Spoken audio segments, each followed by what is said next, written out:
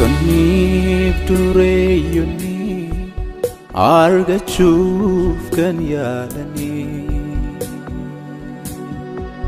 kan tumsuun kan weellisuun ga'ee isaanii gumaachanii argannoon addunyaadhaa kan jiksee kan ol kaasaa hangafni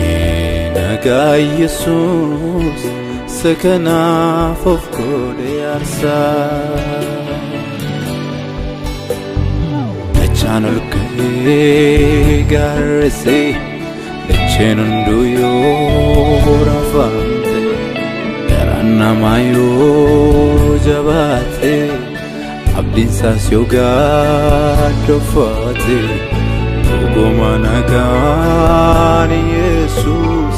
maali eessatti dhalatee nagaa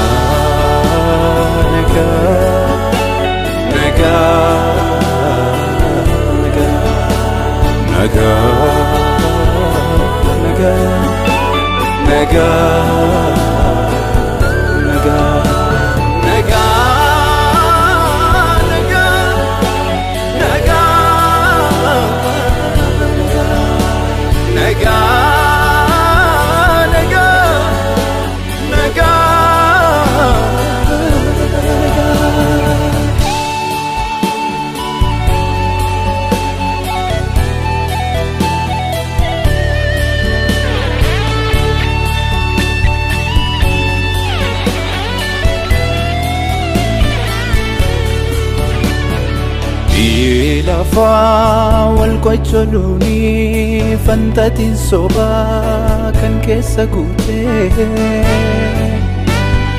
wal jaallachuuniif walisaaf deemuun karaarraa kaatee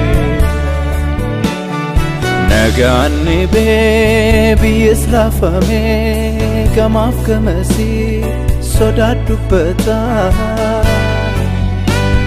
Yesuus wajjin kan walii galee qomoof sanyiisaa nagaa argataa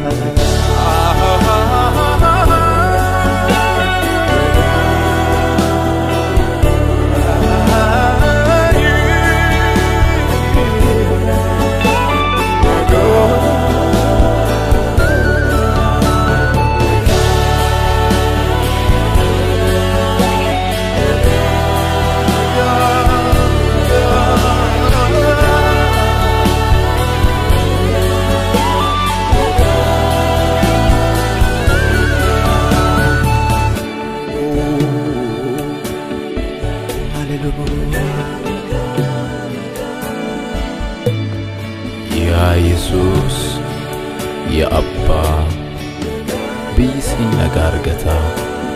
dhaloonnis siin nagaa argata, biyya keenya irratti nagaa kee deebisi. Ameen.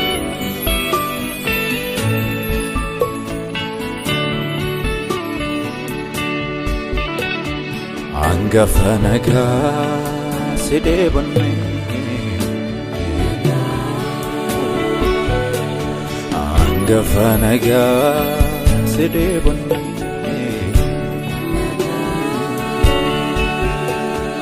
hangafa nagaa si deebanne nagaa